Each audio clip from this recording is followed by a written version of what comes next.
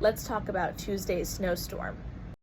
The National Weather Service has issued a winter storm watch, which in Maine means the potential for 6 inches of snow or more. Snow is expected to start in the late morning on Tuesday. The snow gets very heavy in the afternoon, affecting school and the evening commute. The heaviest snow will be along the coast overnight, and we clear out around sunrise Wednesday morning. This storm is looking to be most, if not all, snow, but there is still the potential for some mixed precipitation along the coastline, which would cut into our snowfall totals.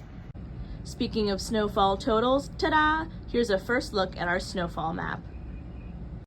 Mixed precipitation isn't a guarantee, but it's most likely in the mid-coast and down east, and that's where some of the snowfall totals may be on the lower end.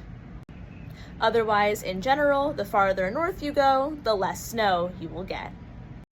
Stick with us tomorrow as we refine and finalize the forecast, and on Tuesday we might have a special surprise.